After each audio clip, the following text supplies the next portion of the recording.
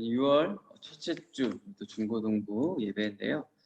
이제 우리 둘째 주부터는 제가 이제 카톡 단톡에 올린 대로 우리가 주일 오후 2시에 중고등부랑 청년부와 함께 모여서 예배를 이제 드릴 거예요.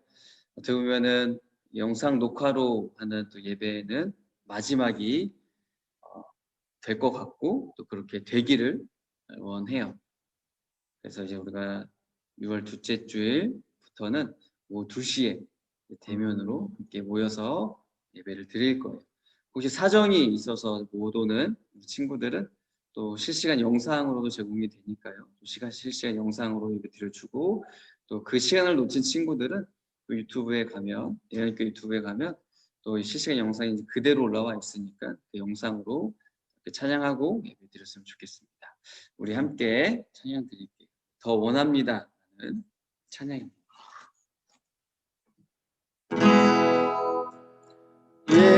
예수 사랑합니다. 사랑합니다. 마음 다하여 오직 주님 한 분만 간절히 원합니다. 다시 한번 예수 사랑합니다. 예수 사랑합니다. 사랑합니다. 마음 다하여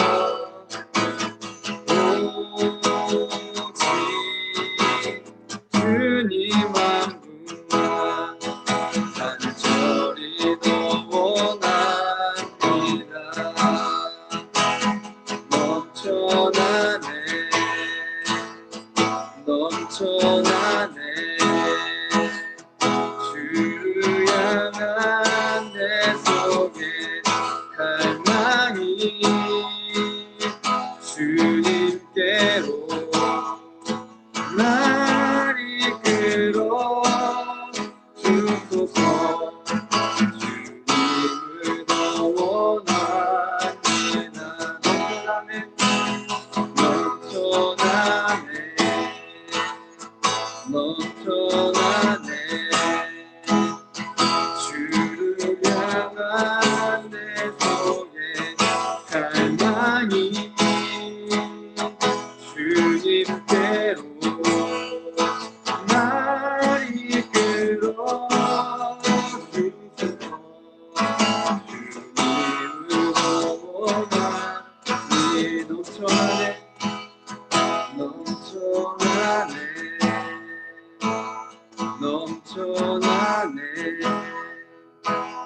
주를 향한 내 속에 갈망이 주님께로 날 이끌어 주소서. 주님을 더 원합니다.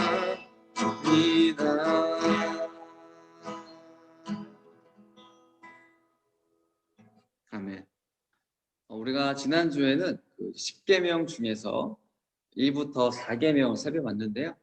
그 1부터 4계명을 한마디로 요약하면 하나님만 믿고 하나님만 사랑하자, 이 내용이었죠.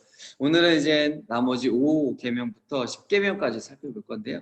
이 5에서 10계명을 한마디로 요약하면 이웃을 사랑하래. 그래서 출애굽기 20장 12절부터 17절까지 말씀을 한번 같이 볼게요. 너희 아버지와 어머니를 잘 섬겨라. 그러면 나 여호와 하나님이 너희에게 준 이 땅에서 너희를 오래 살게 할 것이다. 사람을 죽이지 마라. 간음하지 마라. 도둑질하지 마라. 이웃에 대하여 거짓 증언을 하지 마라. 이웃집을 탐내지 마라. 이웃의 아내나 남종이나 여종이나 소나 나귀나 그 밖의 이웃의 어떠한 것도 탐내지 마라. 제5계명부터 우리 순서대로 살펴볼게요. 제5계명은 아버지와 어머니를 잘 섬겨라. 그러니까 부모를 공경하라죠. 이 부모를 공경하라라는 말은 우리가 보통 이제 어버이날 때 많이 듣는 설교의 제목인데요. 이 구약 시대에 보면 이 당시의 부모와 우리 시대의 부모의 그런 개념이 조금은 달라요. 우리 시대 때 부모하면 자녀들을 돌봐주는 그런 느낌이 조금 더 이제 강하잖아요. 근데 구약 시대 때는 이제 어느 정도 이 부모님이 나이가 들게 되면 자녀들한테 재산을 이제 물려주게 돼요. 그러면 그 집안의 주도권이 그 장자에게 넘어가게 되죠. 그러면 부모는 이제 상대적으로 그 자기의 재산과 유산과 모든 걸 다 넘겨주었기 때문에 상대적으로 약해지게 되고 힘을 잃게 돼요. 경제적인 능력도 없어지게 되죠. 그 지위도 이제 잃어버리게 됩니다. 그러면 누가 이 부모를 챙겨야 돼요? 자녀들이 챙겨야 되는 거예요. 그렇지 않으면 이 부모들은 가정에서 설 자리가 없고 살아갈 수가 없어요. 더 나아가서는 그 이스라엘의 공동체 안에서도 이 부모들은 소외될 수밖에 없는 거예요. 그렇기 때문에 이 아버지와 어머니를 잘 섬기라는 말은 이제 자녀들에 비해서 나이가 들면 상대적으로 연약해지고 힘이 없어지고 이러한 부모님들의 생계를 자녀들이 책임져야 돼요. 또한 부모님이 소외되지 않도록 외롭지 않도록 잘 보살펴주고 사랑해 주라는 말씀입니다. 그리고 부모도 우리가 가족이라는 틀에서 보면 나의 부모님이지만 또 좀 더 넓은 틀에서 보면은 나의 가족이면서 동시에 나의 이웃이 되는 것이 바로 나의 부모님이에요. 왜냐하면 이웃은 단순히 내 옆에 사는 내 근처에 사는 사람들만을 말하는 것이 아니죠. 나를 제외한 모든 사람이 성경에서 말하는 이웃이에요. 그래서 나의 부모님도 나의 가족이면서 동시에 나의 이웃이 되는 거예요. 그리고 나의 이웃인 나의 부모님을 잘 섬기고 공경하고 사랑하는 것이 우리가 마땅히 해야 되는 일이에요. 그 다음 6계명을 보면 자, 사람을 죽이지 마라. 살인을 하지 말라는 말씀이죠. 성경에 이 살인이 제일 처음 등장하는 곳이 어디냐면 이제 아담과 하와가 이제 자녀를 낳는데 가인과 아벨을 낳잖아요. 근데 이 가인과 아벨 사이에서 처음 살인이 발생을 한 거죠. 바로 형인 가인이 동생인 아벨을 돌로 쳐서 죽이게 돼요. 그래서 이 가인은 성경에 기록된 최초의 살인자가 되는 거죠. 이후에도 인간들은 살아오면서 계속해서 이 살인들을 저지르면서 살게 되죠. 특별히 가인 이후에 또 이제 성경에 보면 라멕이라는 인물이 등장을 하는데요. 이 라멕은 자기에게 상처를 입혔다는 이유만으로 사람을 죽이게 되는 거예요. 그러니까 이처럼 하나님이 이 세상을 창조하시고 아담과 하와를 만드신 후에 이게 얼마 지나지 않아서 인간은 살인이라는 큰 악을 저지르게 되고 지금도 여전히 살인을 하는 사람들이 계속해서 생겨나고 있게 되는 거예요. 이런 상황을 보시면서 누구보다 마음 아파하시고 안타까워하시는 분이 누구예요? 하나님이시죠. 왜요? 하나님이 이 인간을 그리고 이 세상을 창조하셨기 때문에 하나님은 이 인간이 서로 사랑하라고 만드셨잖아요. 서로 도우면서 보호하면서 살라고 그렇게 만들어 주신 게 우리 사람이에요. 그런데 인간은 하나님께서 만들어 주신 그 목적대로 살지 못했어요. 하나님의 마음을 아프게 한 거죠. 온갖 범죄를 저지르고 온갖 악한 일을 하면서 하나님께서 주신 그 생명을 소중히 여기지 않으면서 살아가게 되었어요. 그래서 하나님께서는 최소한 그래도 이스라엘 안에서는 하나님을 믿는 백성들 안에서는 이와 같은 끔찍한 일이 일어나지 말아야 한다라는 것을 계명으로 말씀해 주시는 거예요. 그리고 예수님께서는 이 살인하지 말라라는 말씀을 이제 마태복음 5장 21절, 22절에서 이렇게 언급을 해 주시는데요. 이 말씀은 우리가 작년 11월 달에 살펴봤었던 말씀인데 혹시 이제 기억을 할 수도 있겠지만 제가 간략하게 설명을 드릴게요. 자, 예수님께서는 우리가 직접 다른 사람을 죽이는 것도 살인이 맞다. 그런데 누군가에게 내가 화를 내, 누군가에게 나쁜 말을 바보라고 모욕을 하는 것 역시도 살인을 하는 것과 같은 행동이다. 이렇게 말씀을 주셨어요. 다시 말해서 내 마음에 다른 사람에 대한 그런 미워하는 마음, 분노하는 마음, 무시하는 마음이 있다면 그 마음이 곧 살인과 같다. 이 말씀이죠. 그래서 이 살인하지 말라라는 계명은 우리의 직접적인 행동으로 그리고 우리의 마음과 나의 감정으로도 다른 사람을 다치게 하지 말라. 이 말씀입니다. 다른 사람에게 상처 입히고 또 나 때문에 우울증에 걸리게 하고 또 나로 인해서 스트레스 받게 하고 그래서 그 사람의 생명에 지장을 주는 그 어떤 행동이라도 절대로 하지 말라라는 거예요. 왜요?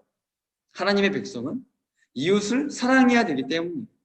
그래서 이 살인하지 말라라는 계명도 앞서 그 부모를 공경하라는 말씀과 마찬가지로 나의 이웃을 보살피고 나의 이웃을 사랑해라. 이러한 이웃 사랑의 정신을 담고 있는 것도 제 6계명입니다. 자, 제 7계명을 또 한번 살펴볼까요? 제 7계명은 간음하지 마라. 이 6계명을 통해서 우리가 이제 인간이 얼마나 악한지 살펴봤잖아요. 이 인간의 욕망 중에서 가장 큰 욕망, 아마도 성적인 욕망일 거예요.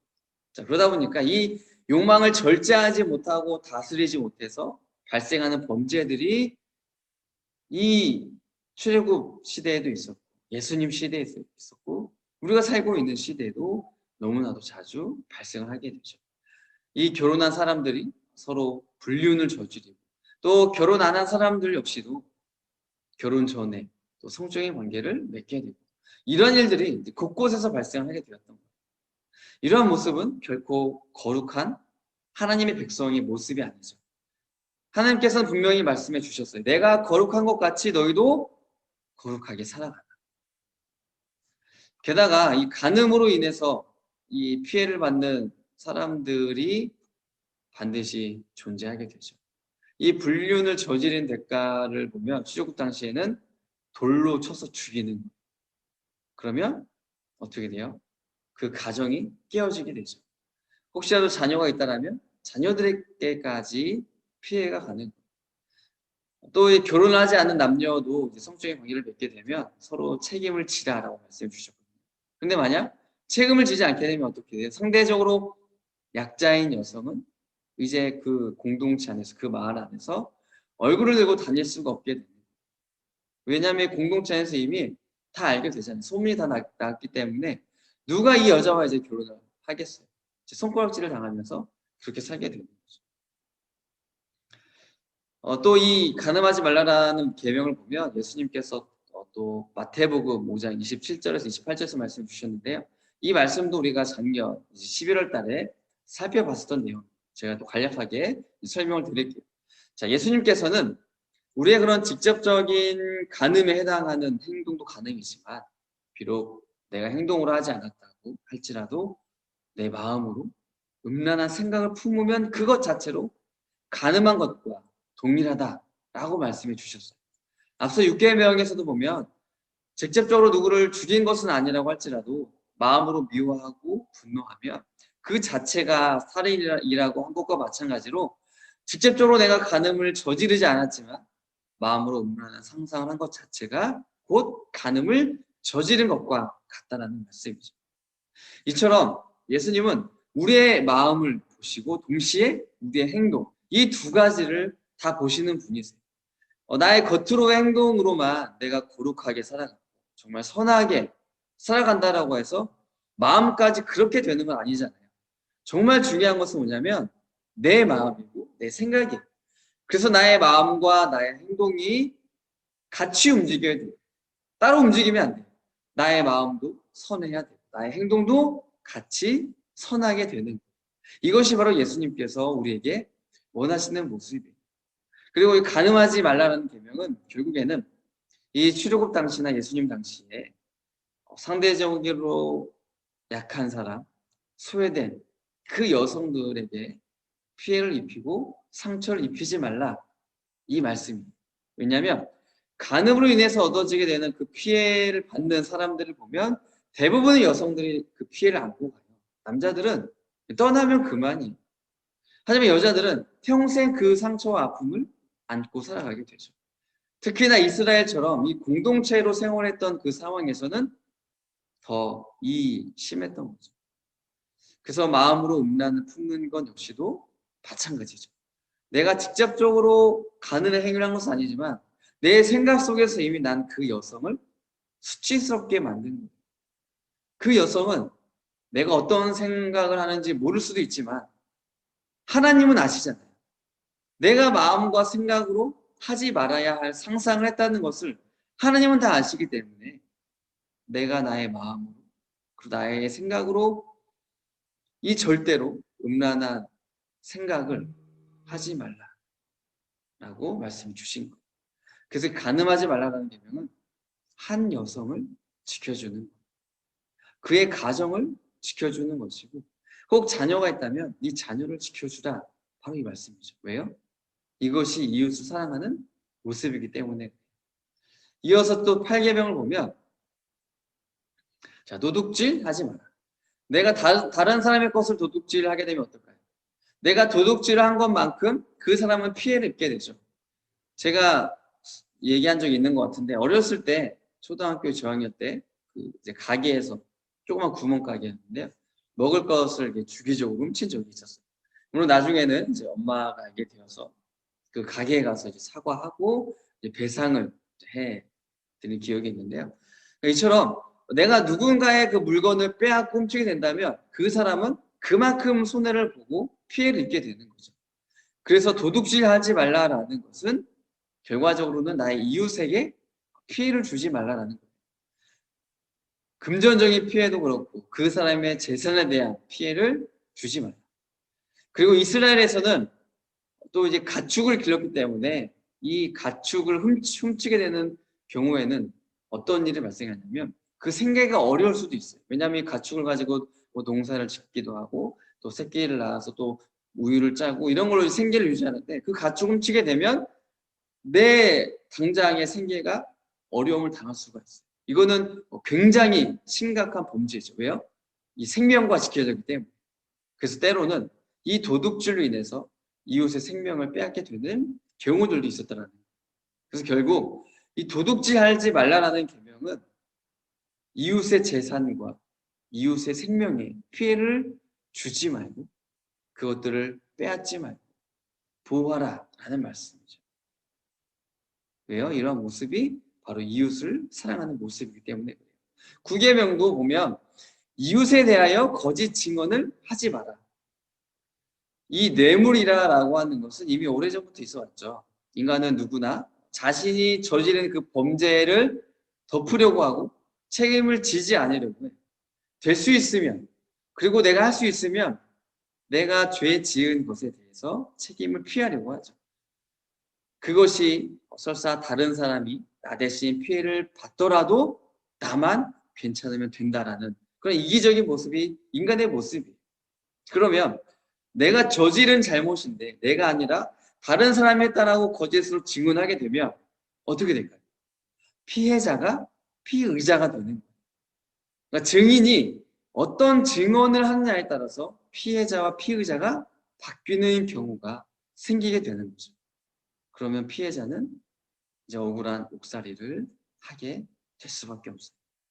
그러면 이 억울한 이 피해자만 결국에는 피해를 입는 것뿐만 아니라 그 피해자가 이제 뭐 감옥에 갇히게 되거나 어디 큰 벌금을 내게 된다라고 하게 되면 그 남아있는 가족들은 어떻게 해요? 그 가족들까지 피해를 보게 되잖아요. 또 자녀들은 어때요? 범죄자 자녀라는 딱지를 달고 살아야 되잖아요. 게다가 또 가족의 생계는 당연히 어려워지죠. 엄마가 일을 하게 되면 또 자녀 교육에 대한 문제도 발생을 하게 돼요. 그래서 이러한 모든 연쇄적인 반응들을 다 살펴봤을 때 결국 가족 구성원 모두가 다 상처를 입고 피해를 입게 되고 심할 경우에는 가정이 해체가 되는 그런 경우가 발생을 한다는 거예요. 그래서 우리가 더 정직해야 되죠. 인맥을 가지고 혈연을 가지고 연줄을 가지고 이런 거에 우리가 움직이고 그것에 의해서 덮어주고 그것에 의해서 범죄를 가려주고 내가 거짓 증언을 하고 이렇게 하지 말아야 된다는, 나를 통해서 나의 이웃이 피해를 입게 하지 말라. 이것이 9계명이죠. 자, 마지막 10계명도 보면 이웃집을 탐내지 마라. 여기서 이웃집을 탐내지 말라라는 것은 이웃의 집에 속한 모든 것들을 탐내지 말라는 말씀이에요. 그러면 그 집 안에는 어떤 것이 보통 포함이 되어 있어요?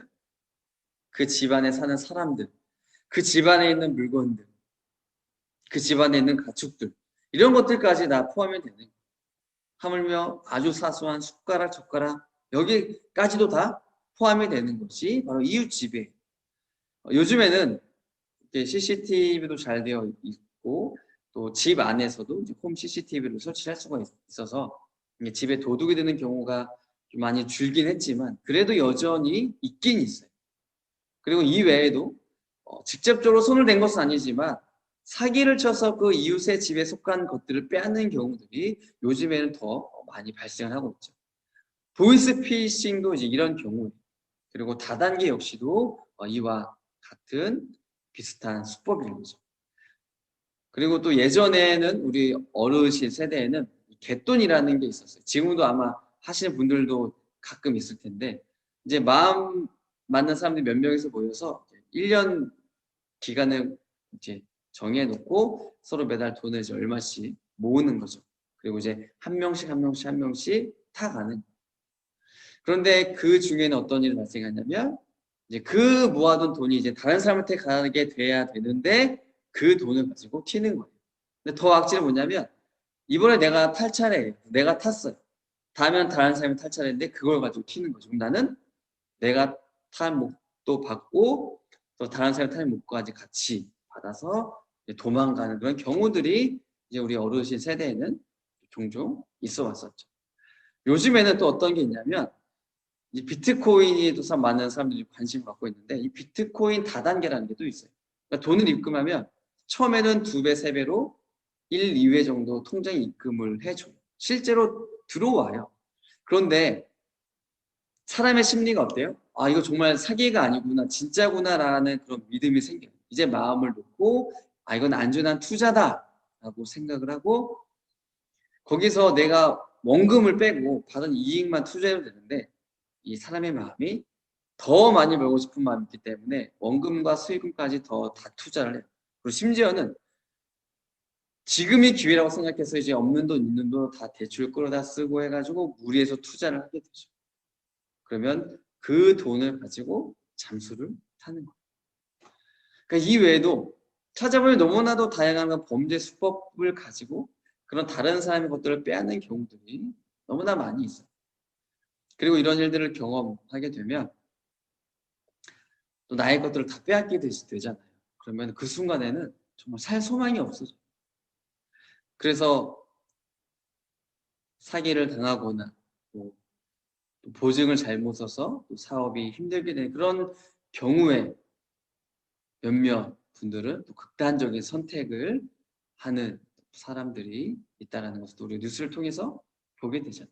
그만큼 다른 사람의 집, 재산, 가족, 소유한 그 어떤 것들이라도 빼앗거나 손해를 끼치거나 하지 말아야 한다라고 우리들에게 하나님께서 이 계명을 통해서 말씀을 해주시는 거예요. 그래서 오늘 이 5계명부터 10계명까지 살펴봤는데 이 5계명부터 10계명까지의 한마디로 말하면 내 이웃을 내 몸과 같이 사랑하자 이 말씀입니다. 아버지 어머니를 잘 섬겨라. 사람을 죽이지 마라. 간음하지 마라. 도둑질하지 마라. 이웃에 대하여 거짓 증언을 하지 마라. 이웃집을 탐내지 마라. 이 6가지의 계명.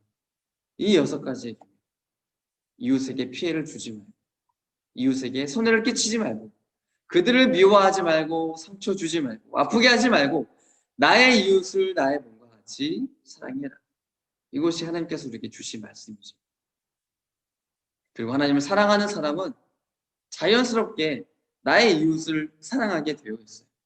우리 중고등부 친구들은 하나님을 사랑하고 이웃을 사랑하는 그런 멋진 크리스찬 학생들로 살아가게 되기를 바라요. 제가 잠시 기도할게요.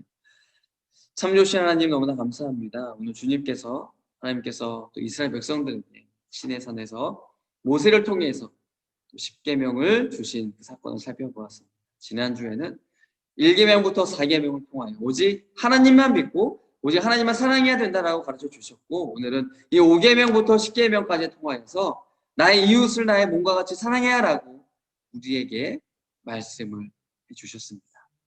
하나님의 백성이라면, 하나님의 자녀라면, 예수님을 믿는 학생이라면 나의 이익을 위해서 다른 친구들에게 상처를 주고 아프게 하고 그들의 것을 빼앗고 그들을 속이고 거짓말하고 하나님 이러한 모습이 없어야 함을 오늘 우리가 배웠습니다. 그래서 오늘 나의 삶의 모습을 다시 돌아봅니다. 내가 친구들 사이에서 나는 어떠한 모습으로 비춰지고 있는지, 혹시 나 때문에 상처 입고 아파하는 친구는 없었는지, 나 때문에 피해를 받은 친구는 없었는지, 나 때문에 곤란하게 된 친구는 없었는지, 내가 혹시 미워하는 적은 없었는지, 다시 한번 나의 생활을 돌아보면서 그 학교 생활하는 가운데 그 반 안에서 또 그 학교 안에서 친구들 그 사이에서 이웃을 내 몸과 같이 사랑하는, 도와주고 보살피고 아껴주고 소중히 여기고 사랑하는 우리 모든 중고등부 학생들 다 될 수 있도록 하나님 도와주세요. 감사하며 예수님의 이름으로 기도드립니다. 아멘.